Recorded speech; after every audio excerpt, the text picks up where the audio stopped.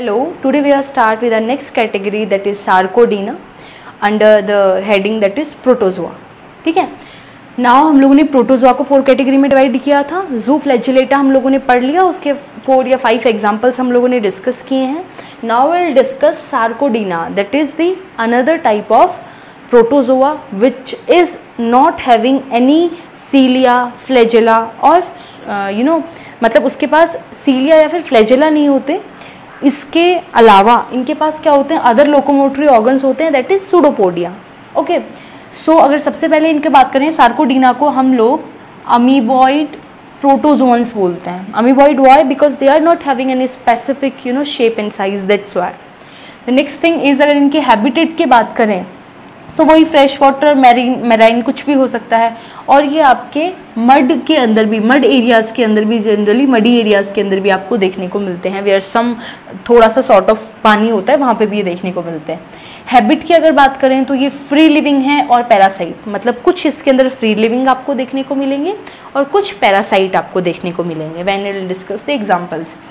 Locomotion ये pseudopodia से करते हैं and pseudopodia can be of 4 types. 4 type के सूडोपोडिया हो सकते हैं, that is lobopodia, filopodia, reticulopodia and axopodia. The main और most common pseudopodia is lobopodia, in which जो आपका नॉर्मल ऐसे ब्रॉड आपके सूडोपोडियाज बनते हैं वो होता है लोबोपोडिया. फिलोपोडिया के अंदर क्या होता है, थोड़े से फिलामेंटियस सूडोपोडिया बनते हैं. रेटिकुलो के अंदर ब्रांच्ड बनते हैं. ठीक है, सूडोपोडिया के अंदर क्या होती है, ब्रांचिंग होती है. ठीक है, एक्सोपोडिया के अंदर क्या होते हैं, स्ट्रेट बनते हैं. ठीक है, विद टेपरिंग एंड, थोड़े से स्ट्रेट होते हैं, रेडिएटिंग होते हैं. ठीक है, बट नो ब्रांचिंग. ठीक है, रेडिएटिंग होते हैं इस टाइप से. तो मेन जो आपको मोस्ट कॉमन याद रखना है वो लोबोपोडिया रखना है, जो कि एक्टो एंडो दोनों साइटोप्लाज्म से बनता है. Will discuss the ecto and endoplasm. ठीक है, नाउ अगर न्यूट्रिशन की बात करें तो इनका जो न्यूट्रिशन है वो है हीट्रोट्रॉफिक या फिर मतलब हीट्रोट्रॉफिक के अंदर जो है वो होलोजोइक है. हीट्रोट्रॉफिक तो है ही, और हीट्रोट्रॉफिक के अंदर कैसा है, होलोजोइक है. ठीक है, आप जब भी पढ़ते हैं सार्कोडीना तो एक आप कैरेक्टरिस्टिक, मतलब आप एक टिपिकल आप एक ऑर्गेनिज्म को याद रखिए. लाइक सार्कोडीना सुनते ही आपके दिमाग में आना चाहिए अमीबा. अमीबा के अगर आपको सारे कैरेक्टर याद हैं मतलब आपको सार्कोडीना के सारे कैरेक्टर याद हैं. ठीक है, तो अगर रिप्रोडक्शन इनका देखा जाए तो एसेक्सुअल तरीके से होता है, दैट इज जनरली, है ना, दैट इज बाइनरी फिजन और multiple fission we can say. और इनके अंदर सिनगैमी भी देखने को अंदर मिलती है. सिनगैमी सिर्फ एक ऑर्गेनिज्म के अंदर, दैट इज पिलोमिक्सा. एक चीज हमेशा ध्यान रखिए, ये मेनली एसेक्सुअल होते हैं, but the sexual reproduction is only and only found in only one sarcodinian organism, that is Pilomixa. ठीक है, पिलोमिक्सा हर कहीं एक्सेप्शन रहता है इसके अंदर. नेक्स्ट थिंग इज अगर हम लोग बात करें, ये इनका जो न्यूक्लियस देखते हैं तो ये मोनोन्यूक्लिएट होते हैं लाइक अमीबा सारे, बट एक दैट इज अगेन पिलोमिक्सा जो क्या होता है, मल्टीन्यूक्लिएट होता है. तो pelomyxa is the sarcodine which is having multinucleate state as well as the syngamy, that is sexual reproduction type of reproduction. तो 2 चीज इसके पास क्या है, थोड़ी डिफरेंट है, जो बाकी सार्कोडिन्स के अंदर नहीं है. तो ये एक्सेप्शन के तौर पे हम पिलोमिक्सा को लेते हैं. तो pelomyxa is a important sarcodine. ठीक है, as an exception. The next thing is अगर अब हम लोग इसके क्या डिस्कस करेंगे, examples. Will discuss now some examples.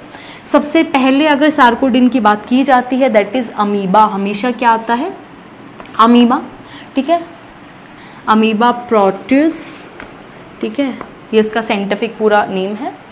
ये इरेगुलर होता है, वी नो वेरी वेल, बचपन से जानते हैं. ठीक है, बिकॉज सार्कोडीना जो पूरा आपका जो क्लास है उसके अंदर ऐसे ऑर्गेनिज्म है जो सारे इरेगुलर. ठीक है, the next is it is unicellular, we know fresh water में जनरली रहता है. Now will discuss the structure जब देखते हैं तो इसका जो साइटोप्लाज्म होता है वो 2 पार्ट में डिवाइड होता है. एक तो आउटर साइटोप्लाज्म जो थोड़ा सा डेंस होता है. ठीक है, कम फ्लूइडी होता है, थोड़ा सा डेंस होता है, गाढ़ा होता है, दैट वी कॉल जेल, जिसको हम लोग जेल बोलते हैं, और वी कैन से एक्टोप्लाज्म. ठीक है, और जो अंदर वाला होता है, ठीक है, वो थोड़ा सा फ्लूइडी होता है, वाटरी होता है. ठीक है, less solid, it will called it sol. ठीक है, and this is also called as endoplasm. तो एंडोप्लाज्म और एक्टोप्लाज्म में साइटोप्लाज्म डिवाइडेड होता है. The ecto is termed as gel and the endo is termed as sol. That's why इनका जो हम लोकोमोशन बोलते हैं उसको सोल जेल लोकोमोशन भी बोलते हैं, sol gel locomotion. Why? Because pseudopodia जो बनते हैं वो इस सोल एंड जेल के कॉम्बिनेशन से ही बनते हैं। दैट इज जो आपका लोबोपोडिया है इसके अंदर दोनों एक्टोप्लाज्म और एंडोप्लाज्म से ये सूडोपोडिया बनते हैं। ये फिलोपोडिया के अंदर सिर्फ एक्टोप्लाज्म से बनते हैं, ध्यान रखिएगा। तो ये जो सूडोपोडिया बनते हैं ये आपके साइटोप्लाज्म से बनते हैं, that is with the combination of gel and sol, ठीक है, एक्टो एंड एंडोप्लाज्म। इसीलिए सोल जेल मूवमेंट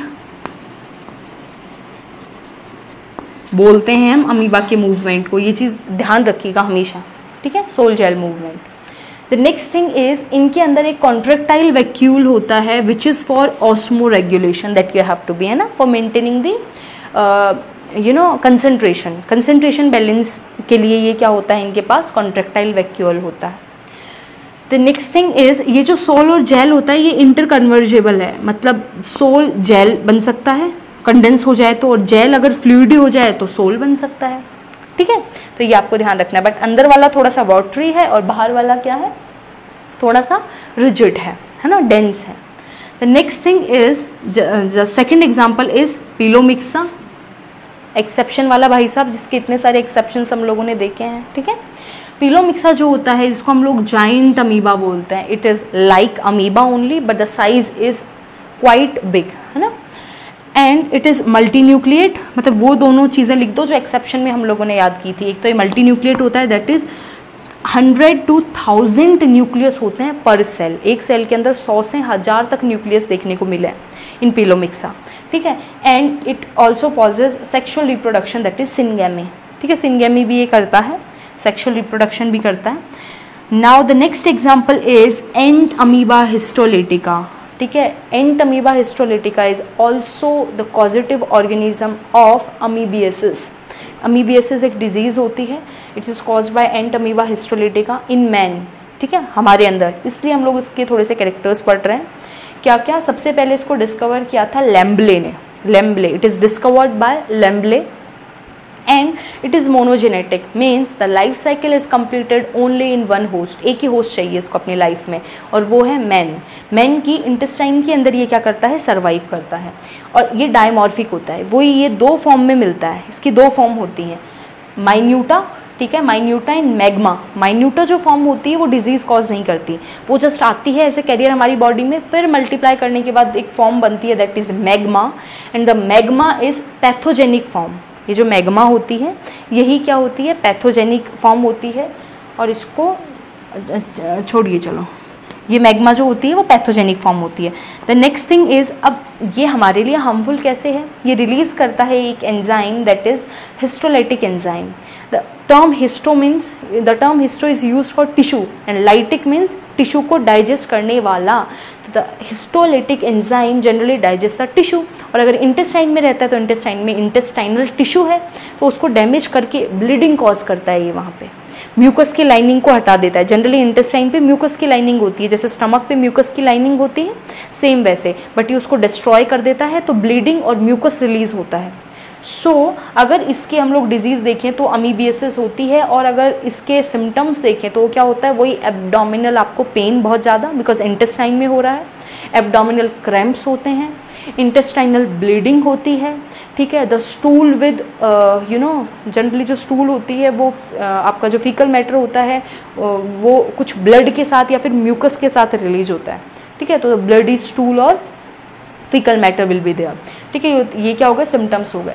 तो ये आपको थोड़ा सा अच्छे से पढ़ना है, क्या डिजीज कॉज करता है, बिकॉज ह्यूमन के अंदर डिजीज कॉज करता है। तो ह्यूमन के अंदर डिजीज कॉज करने वाला sarcodina, the example of sarcodina which cause sarcodinian protist which cause disease in human is in amoeba histolytica. Amoeba is not causing any disease in us, ये चीज़ ध्यान रखिएगा।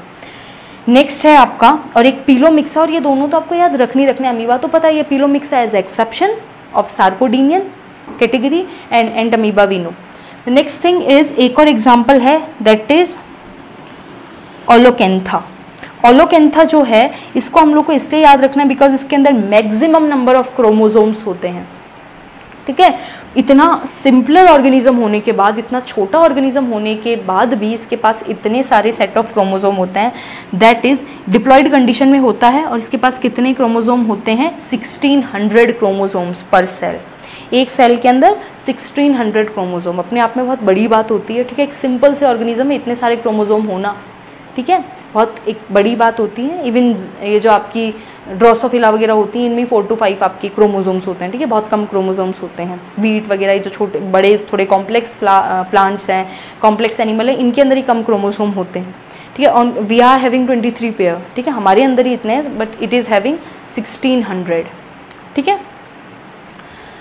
तो ये क्या हो गया, इस तरीके से आपको याद रखना है ओलोकैंथा को, because it is having maximum number of chromosomes, pelomyxa, entamoeba, histolytica and amoeba. ये आपके 4 क्या हैं? एग्जाम्पल्स हैं ऑफ सार्कोडीना, ठीक है। और सार्कोडीना के जनरल कैरेक्टर्स आपको याद रखने हैं। जनरल कैरेक्टर्स के अंदर मेन जो चीज़ें हैं वो आपकी रिप्रोडक्शन इनका और ये सब स्ट्रक्चर। एक अमीबा आप ध्यान में रखते हुए सबको आप क्या करोगे, मतलब सबके आप कैरेक्टर्स याद रख सकते हैं, ठीक है। एग्जाम्पल्स आर मस्ट, मैं बार बार बोल रही हूँ, एग्जाम्पल बहुत इंपॉर्टेंट है। Okay, after this will discuss, अब हम लोग आगे फर्दर डिस्कस करेंगे दूसरी category, that is ciliata, and last is sporozoa. Okay, now we'll discuss the another group of protozoa, that is ciliata. In ciliata the locomotory organs will be cilia, ठीक है। they are, we know they are classified according to their structure for locomotion, ठीक है, that is locomotory organs. now ध्यान रखिएगा, protozoans are the most abundant, we know, most diversified organisms among protista, ठीक है। Protista के अंदर सबसे ज़्यादा डाइवर्सिफाइड कौन है? प्रोटोजोआ है। और प्रोटोजोआ के अंदर जो सीलिएटा है वो क्या है? सबसे डाइवर्सिफाइड है, ठीक है। प्रोटोजोआ के अंदर भी जो सबसे ज़्यादा है वो है सीलिएटा, और ये मोस्ट एडवांस्ड भी है, ठीक है ना। अगर इनके हैबिटेट की बात करें तो सेम एक्वेटिक, हैबिट की बात करें तो वो फ्री लिविंग भी हो सकते हैं। For example like paramecium, it is free living not symbiotic, और एंडोपैरासाइट फॉर्म में भी रह सकते हैं, दैट इज बेलेंटीडियम, ठीक है। बेलेंटीडियम जो है वो एंडोपैरासाइट है। अब बात करते हैं लोकोमोशन की, तो लोकोमोशन के लिए सीलिया होंगे, बट ध्यान रखिएगा कुछ ऑर्गेनिज्म के अंदर अडल्ट स्टेट, जब ये अडल्ट स्टेट के अंदर आते हैं, अडल्ट स्टेज के अंदर आते हैं, तब इनके सीलिया जनरली फॉल ऑफ हो जाते हैं या फिर नहीं रहते हैं, they lose their cilia. For example podophrya, ठीक है, उसके अंदर क्या होता है, वो सीलिया लूज कर देता है। The next thing is nutrition की अगर बात करें तो nutrition is generally heterotrophic, and in heterotrophic they are having holozoic. Heterotrophic के अंदर भी कौन सा है? होलोजोइक है। दे आर सेम एज, है ना।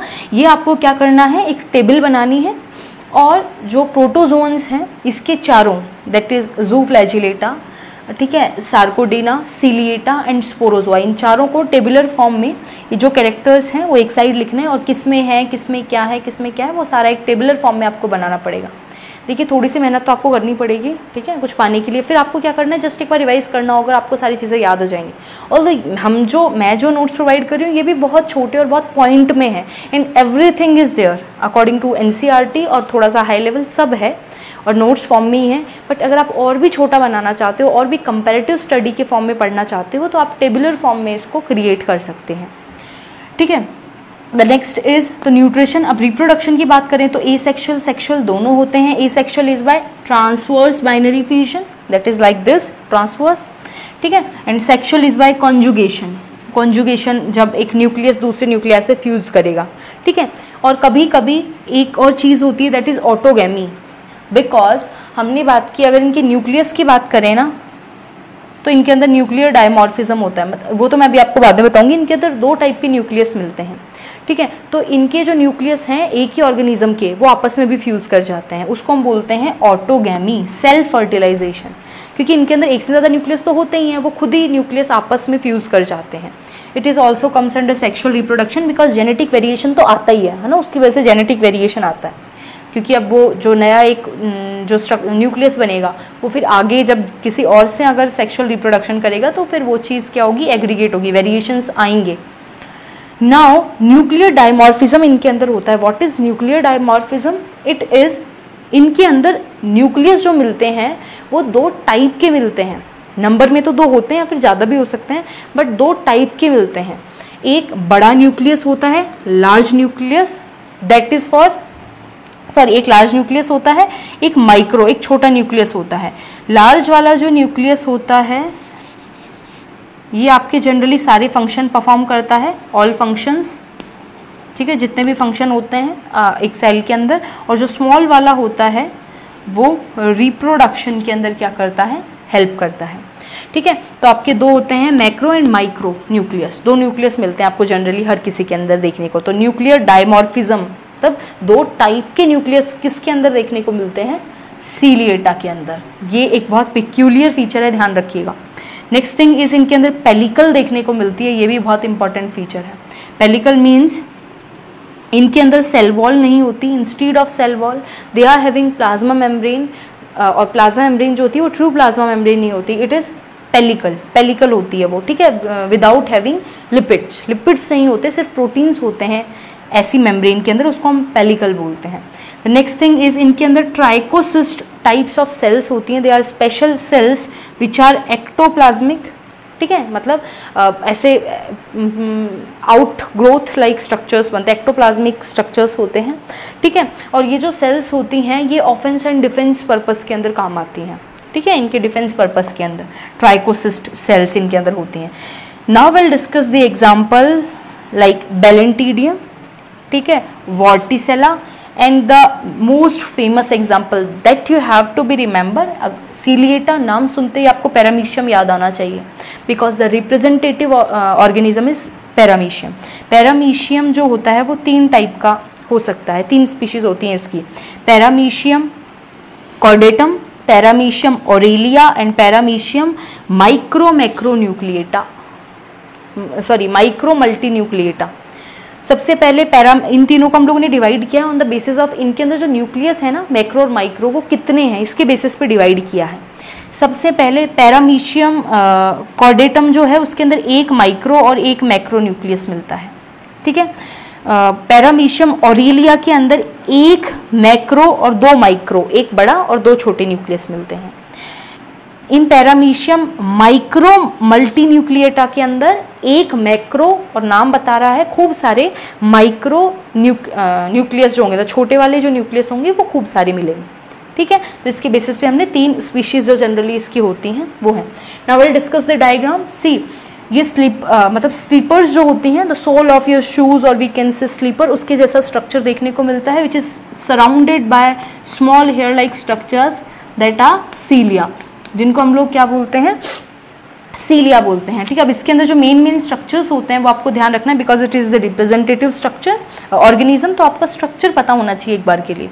ध्यान रखिए जो एनसीईआरटी में स्ट्रक्चर्स हैं, डायग्राम है, that you have to be remember, वो आपको बिल्कुल अच्छे से याद रखने हैं, ठीक है। आपको बार बार मेमोराइज करना है और आपको पूरा उनका लेबलिंग के साथ याद रखना है ये किसका डायग्राम है। ध्यान रखिएगा आजकल ऐसे क्वेश्चंस बहुत फ्रीक्वेंटली पूछे जाते हैं। नाउ ये जो आपका पैरामीशियम है इसके पास 2 न्यूक्लियस होते हैं, एक मैक्रो एंड एक माइक्रो, ठीक है। Micro for reproduction, macro for all the जो भी फंक्शंस होते हैं सेल के। और जो मैक्रो जो बड़ा वाला होता है वो थोड़ा सा किडनी शेप होता है, मतलब एक डिप्रेशन होता है बीच में, ठीक है, ये एक पिक्यूलियर फीचर है।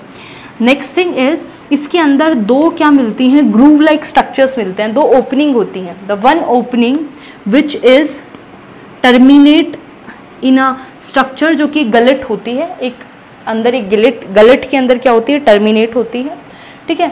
और यहाँ से क्या होता है, ये खाना लेता है अपना, इस ओपनिंग को हम लोग बोलते हैं साइटोस्टोम, ठीक है। ये होती है एनालोगस टू माउथ की तरह होती है, यहाँ से खाना लेते हैं। और छोटे छोटे सीलिया इस केनाल के अंदर भी होते हैं जो क्या करते हैं, गाइड करते हैं। ये जब मूव करते हैं ये सीलिया तो फूड जो होता है उसका करंट, वाटर का जो करंट होता है उससे फूड क्या तो होता है, अंदर आता है, बिकॉज दे आर होलोजोइक।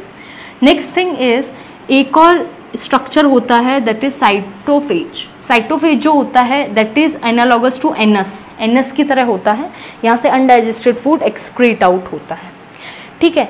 सो हम लोगों ने इसके अलावा एक और चीज़ होती है इनके पास, वैक्यूल्स, एंड 2 वैक्यूल होते हैं, 2 contractile vacuole on each pole हैं, and they are meant for osmoregulation. ये जो कॉन्ट्रेक्टाइल वैक्यूल होते हैं they are for osmoregulation, as in case of जो दूसरे ऑर्गेनिज्म के अंदर होते हैं, सेम वैसे। नाउ ये हमने क्या सारा डिस्कस कर लिया, ciliata with one main example that is paramecium and 2 other example like Belentidium and Vorticella. The next and last protozoa is Sporozoa. Sporozoa, ठीक है। Now Sporozoa are endoparassite। अगर इनकी हम लोग हैबिट की बात करें तो दे आर एंडोपैरासाइट, पैरासाइट होते हैं। इसका जो एक एग्जाम्पल है दैट इज प्लाज्मोडियम। इन सबको मैंने कहा एक रिप्रेजेंटेटिव एनिमल के साथ याद रखो, स्पोरोजोआ, प्लाज्मोडियम। जब भी मैं बोलूँ सीलिएटा याद आना चाहिए पैरामीशियम, ठीक है। ज़ूफ्लैजिलेटा तब भी हम बोलें ट्रिपेनोसोमा याद आना चाहिए। लाइक ऐसे आप किसी को भी याद रख लो, एक रिप्रेजेंटेटिव जिसकी पिक्चर आपके दिमाग में हो क्लियरली, जिसकी पिक्चर को देखते ही आप मतलब कैरेक्टर्स अपने आप बोल दो, ठीक है। तो ये क्या होते हैं, एंडोपैरासाइट होते हैं। प्लाज्मोडियम को देखते हुए बोलो। लोकोमोशन एब्सेंट होता है, कोई लोकोमोशन की ज़रूरत नहीं है बिकॉज ये एंडोपैरासाइट है, तो ज़्यादा भागने दौड़ने का काम इनका नहीं है। खाना बैठे बैठे मिल जाता है, तो भैया क्यों हाथ पैर होंगे।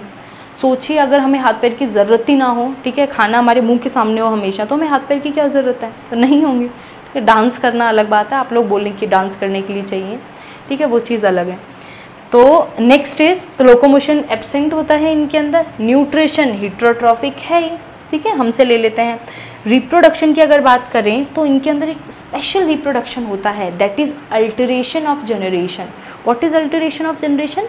ये जो एक ऑर्गेनिज्म होता है वो दोनों टाइप की रिप्रोडक्शन कर लेता है, सेक्सुअल भी करता है आधे टाइम और आधे टाइम एसेक्सुअल कर लेता है।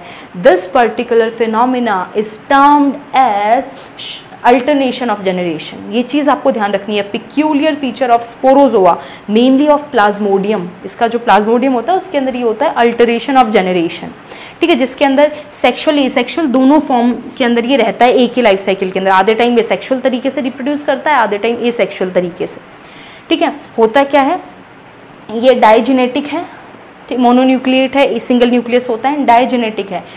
सॉरी, एग्जाम्पल हम लोग क्या देख रहे हैं, प्लाज्मोडियम देख रहे हैं। ये तो आपके सारे जितने भी स्पोरोजोन्स हैं उनके कैरेक्टर्स हम लोगों ने देख लिए।